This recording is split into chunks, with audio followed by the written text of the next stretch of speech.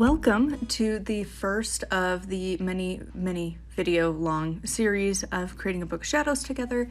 So I don't know exactly what I'm going to call this series, but I announced it yesterday, and basically I'm going to be talking about different things as I make the pages for my own book of shadows.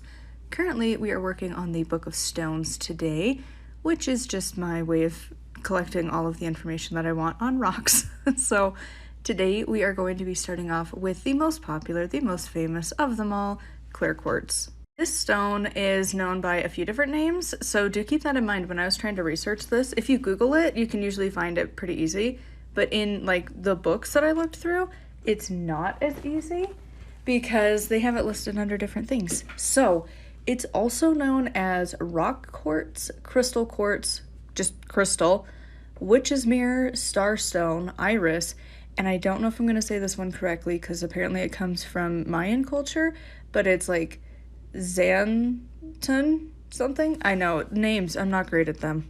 Random, like non-really magical notes for this that I found was that it apparently is the 10-year anniversary gemstone. Didn't know that. Me and the hubby have not been keeping up on that tradition that apparently exists. And then also it is the birthstone for April, but then other sources said it was for all the birthstones. So if you're born in April, is that your birthstone? Is that the one you go with? Do you go with something else? For zodiacs, this stone you're going to quickly realize is pretty much linked with just about everything. That's just what it does. It's linked with all the zodiacs. For the planets, it's associated with the sun, the moon, or all of them. The energies are projective and or receptive, again, going with the everything. The number associated is 4. The elements is all. Again, you're going to find that frequently. The chakra is the crown and all. The deities associated is the Great Mother. The associated metals is silver, copper, and gold. The associated herbs are copal, mugwort. I don't know if I'm going to say this one correctly. It looks like chicory. I don't think that's how it's pronounced. Sage and sweetgrass. The magical properties for this stone, there's a lot. So the biggest one that I feel like all of us kind of go to is that it's a stand-in for any stone that you need. It's a magical amplifier. It's called like the stone of healing or the master healer. It absorbs, stores, and releases energy. It draws away negativity, it revitalizes physical, mental, emotional, and spiritually. It connects the mental and the physical. It enhances psychic ability. It aids in concentration and memory, harmonizes the chakras. It's used for protection, balance. I put protection twice. That's fun. Power, lactation, and is symbolic of the spirit and intellect of humans. So with these, I wanted to include, because again, sometimes I mention random things of like kind of spell suggestions and just like magical uses. So the previous list was just like vaguely what you could use it for. These are like some specific things that you could use. Use clear quartz in meditation to help filter out distractions. Hold it to any sore areas on your body to ease pain, utilizing the healing property. And of course, warning. Crystals don't fix everything. It's just one minor little tool. Modern medicine is there for a reason. Use it. I felt iffy on including that, but I'm like, I don't know, like I could use it a little bit, but I would like use it in like combination with like Tylenol or like icy hot or something, because I'm trying to get healthier this year. So like this is one that I'm like sitting here with sore muscles like, yeah, that sounds lovely. Let's just, if I could just have a bed of clear quartz to just somehow lay on that wouldn't be uncomfy and then have that with some Tylenol on board. But yeah, you can use it, but remember, modern medicine, don't be dumb. Crystal doesn't fix everything. Like, use it in relation to and combined with modern medicine. Place some on your desk to help focus energy and inspiration towards your work. Place a cluster of clear quartz, which honestly, you can usually find these pretty cheaply at like gem stores rather than witchy shops, by the way. Like rock stores are going to be a lot cheaper. I don't know if they're everywhere, but at least here in Utah, you can usually find like gem fairs and just like really, we'll just use the example that I've gone to the most, which is like if you go down to like around Zion, like they're going to have a bunch of rock stores because that's what you're coming here is to look at the rocks. and their prices are usually so much better than the witchy shops. So if you're on a budget, that's something to keep in mind. If you're just going in there for rocks, they're usually cheaper. But yeah, so you want to get a clear quartz a cluster of the clear quartz crystal. That is a mouthful. And put it in your living room to bring light and happiness into your home. We've got a few of the clusters. So leave a cluster next to your bed to help re-energize you while you sleep. Wear it to surround yourself with healing energy. Meditate with it to focus your mind. Wear with silver during full moon rituals. Just place some basically on your altar for any lunar rituals, regardless of the phase. Place 2 crystal quartz points to represent the goddess and the god on the altar. If you want to get specific and a little bit generic, you would use a point for the god and a sphere for the goddess. Now, this one I don't know a whole lot about. I feel like by the end of next year I will, but I'm going through the Shamanic Temple of Witchcraft right now, and supposedly this stone is perfect for shamanic practices. Use one at the end of a silver chain as a pendulum. It is commonly used and recommended as the crystal for your crystal ball.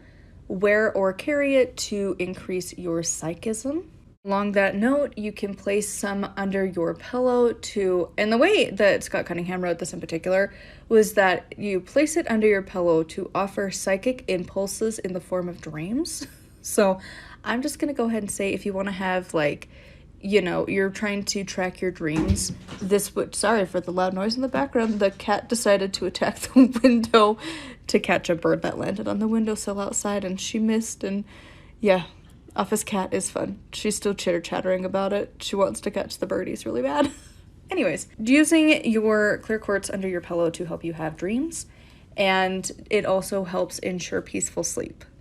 You can use it as a base material for runes. That's actually what my preferred rune set is made out of, is clear quartz.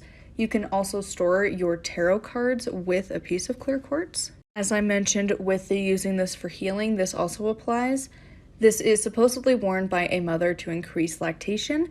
Remember, your doctor, do the proper things. If you are a lactating mom, if you're breastfeeding, make sure you're getting all of your proper nutrition. Make sure you're doing the things that your doctor recommends. A rock is not going to make or break your existence, but make sure you're doing the stuff that you need to be doing. But this can help. You can either have it placed on your baby, but honestly, most infants that I've encountered are like little gremlins, and they will eat things they're not supposed to, and that includes a rock. Let's just make life easy. As a mom, keep it somewhere not where the baby can get to, but you could wear it. Maybe some stud earrings with it. That's really easy to find.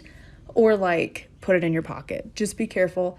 Don't let your baby choke on a rock because you wanted to help increase your lactation. Just don't be dumb. Remember that rocks only help so much.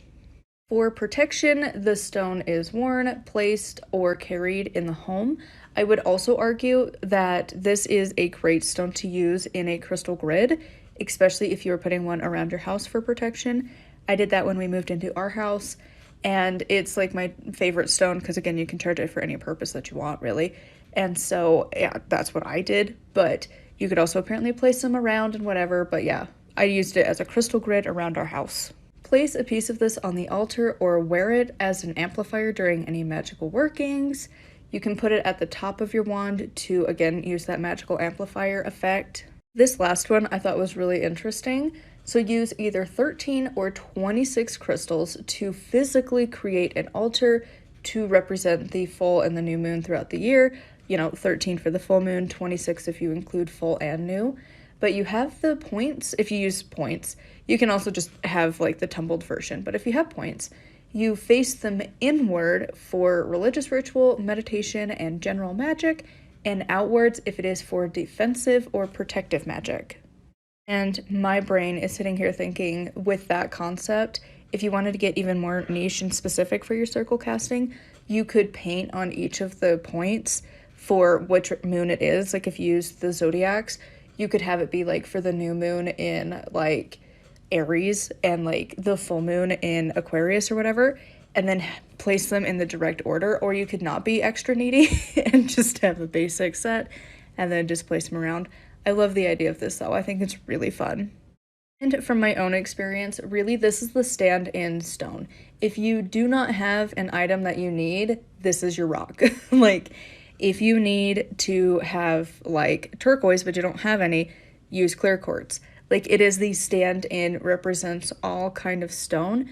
I've used it for every different kind of ritual, and, like, really that magical amplifier thing, it could also just stand in as, like, to use in magic in general. It's like the white candle of witchcraft. Like, you just use it for whatever you need. And, like, when I go on vacations or anything, I'm away from home, this is the stone that I always make sure I bring regardless. Like, that's one of my, like, top 5 things that I have to bring when I travel, no matter what, because you never know when you're gonna need a rock. And these are perfect. They're usually pretty inexpensive. I've actually found some out and about, and, like, those ones I do treasure a little bit more than the store-bought because it's like, I found it on my own. But, like, these ones I usually will use as just like my when I need it to stand in for something, or again the magical amplifier, but usually it's going to be my stand-in stone because that's usually what I'm going to need it for. Like, you can just program these for whatever you want. That's what I've always used it for. That's what I've always been taught. And, like, that just stuck. Like, this is my stand-in no matter what thing I'm wanting to accomplish. I know I can turn to clear quartz to get it done. And so that is pretty much it on clear quartz. I will link below in the description my sources that I found the information from. You could honestly just keep going on your research and huntings, but for myself, I felt like I had gotten enough information for, like, enough for my own. Again, I'm making my own book of shadows as we go through this, so this page I feel like has enough going on that we're good. But if you want to continue researching, you totally can. You can find a lot of information. I didn't include everything. Like, for instance, from Scott Cunningham, there is a lot of really random stuff of, like, historical uses of it. I didn't include a lot of that. I kind of just went with a more modern approach, but obviously there's stuff you could use for it. And there's other books out there that I didn't flip to. And that's why I want to start having these pages so that I can, like, reflect back. And then when I want to add new things, when I read a book, I can. And I have my base information already here. I hope you enjoyed coming along as we did our first page. I'm sure I will get better at this as we go, but for a first video in this series, I feel like it's not too bad. So I will try and do these on the weekends. Again, I'm focusing mainly on stones and plants as of right now, but I could really expand that to just about any topic in witchcraft. But for now, we're focusing on stones and plants. So the next one will be some kind of a plant, probably something I cook with every day. But yeah, I've got, like, the rest of the year, pretty much I've got something that I could talk about each week just on these 2 topics alone. This is going to be a very long series, but I hope you like it. I hope it gives you ideas. And if you want to write these down, add it to your book of shadows, cool. If you want to add other stuff, awesome. And yeah, we'll just start making a book of shadows together. So until next time, thank you so much for coming along. Make sure to like, comment, and subscribe. I post every single day. A huge thank you to my patrons. If you want to support me and get access to exclusive content, over there is where I'll be talking monthly about a specific deity, deep diving into the mythology and practices, so check it out over there. And of course, I have a bunch of other content on Patreon all the time. And until next time, thank you so much for watching, and blessed be.